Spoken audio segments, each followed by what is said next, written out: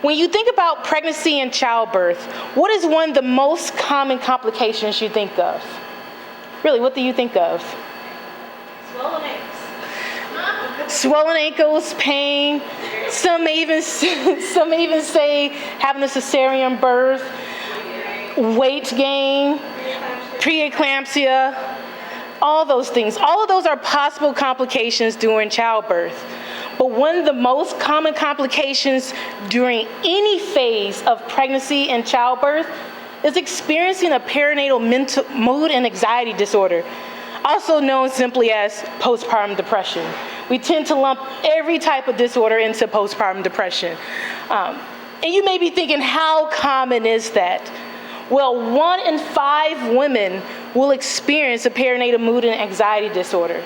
That means you may be sitting next to someone who has experienced it or is currently experiencing postpartum depression. Or think about your family. 1 in 5 women in your family has gone through postpartum depression. And just to spice it up a little bit, if you're a black woman, that number goes up to 2 in 5. Yes, that's right. If you're black, you're twice as nearly likely to experience postpartum depression.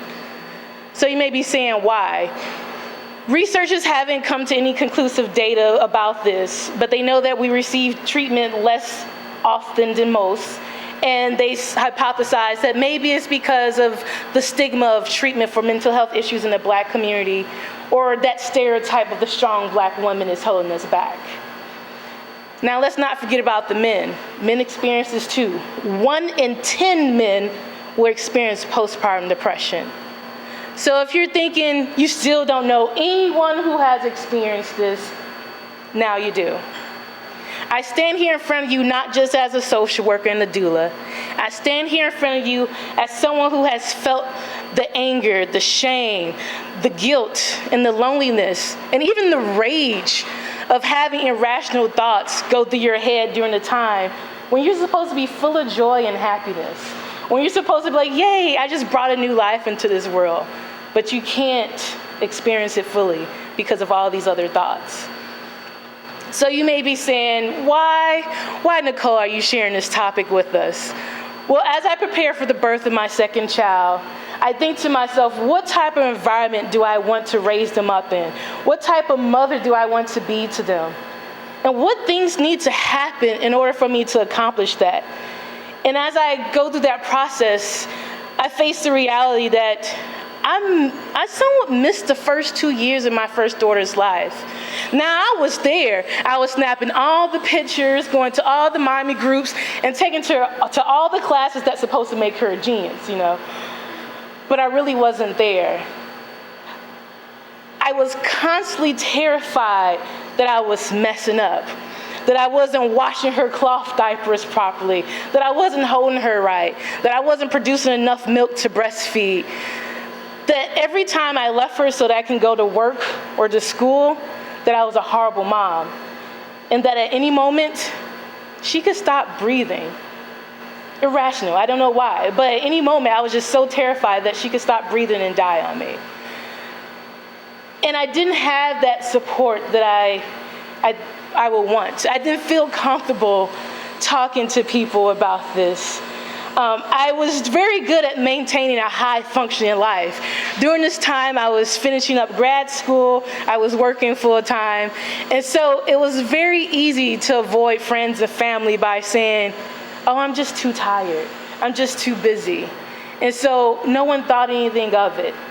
But the reality was, I just didn't have the energy to be friendly anymore to people after dealing with work, school, and just surviving another day as a new mom.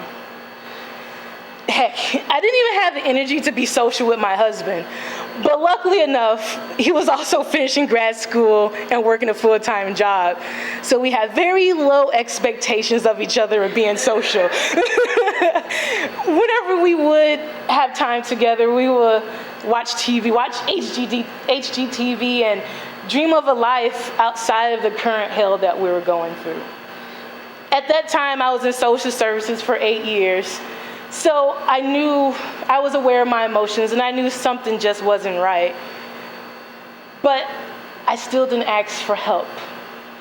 How could I, as someone who worked in the mental health field, be experiencing this? How could I, someone who worked with survivors of human trafficking every day, be experiencing this? How could I be losing my mind over simple childbirth? I felt so embarrassed. Really? Childbirth? I deal with people who are being strangled and raped and everything else every day, and I just birthed a child and I'm losing my mind. I felt ashamed. I felt weak. But finally, I did decide 8 months in to look for help. I found a therapist. Yay, happy ending, right? Not so much. I found a therapist who was not really equipped to deal with postpartum depression in a Black woman. So after I suffered through 3 long sessions, I decided I was done. And I thought to myself, am I really the only Black woman going through this? Maybe I just need to pull my big girl undies up and shake it off. But thank goodness I have a best friend who's a psychologist, and she has children, and she's known me since high school. So one day we were just talking, and she called me out on my everything is fine act. And from that point on, she slowly helped me get to a better place one day at a time. According to postpartumprogress.org, there are approximately 900,000 women who will experience postpartum depression each year in the US. And only 15% of those women actually receive professional treatment and get better. So that means every year there's around 800,000 women who are just going untreated. And they're self-medicating through alcohol and drugs, or they just have chronic anxiety and depression and don't know why. Some things that worked for me in this process was I got into juicing. I tried to exercise every day, even if that was just walking. Hey, I got out, I did something. I started utilizing emotional freedom techniques, which is also called tapping. I did some talk therapy that utilized cognitive behavior therapy. I went to a chiropractor, I went to the acupuncturist, and the acupuncturist suggested some herbal supplements to help with my mood. Now, this is just my story. I didn't use pharmaceutical drugs just because I didn't choose to go that route. Not that it probably could have helped me in my situation, but I was not in a mental emergency, so I didn't feel the need that I needed to take the drugs. And I share all that to share that everyone's journey to wellness will be different. So don't judge your own journey to someone else's. If you or someone else needs help, just get it the best way you know how. And many people are afraid to tell their friends or family about what's going on because they don't want to be judged, they don't feel like they'll ever be supported, no one will understand.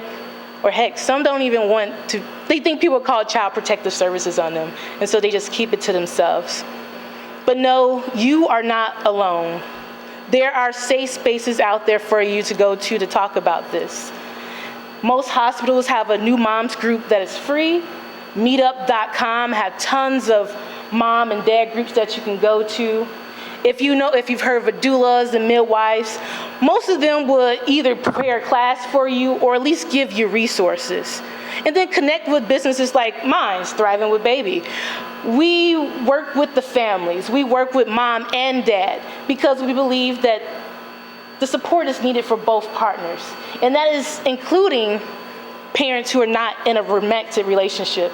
If the couple is committed to co-parenting together, we want to work with both of them so that not only do they feel supported, they understand it is okay to practice good self-care, and that they're also able to encourage the other parent to practice good self-care in order to create a healthy environment for that child. So I was only able to talk a little bit about the issue. Please feel free to connect with me on our Thriving with Baby Facebook page, our blog, and my husband and I, we share a ton of information, and we will answer questions because we check it daily. And I want to end by saying, whatever journey that you're on, whatever struggles you have, know that you're not alone. Don't be afraid to reach out for help, because change truly can't come until you do it with someone else. There's a Brazilian proverb that says, when you dream alone, it's just a dream. But when we dream together, It's the beginning of a new reality. Thank you.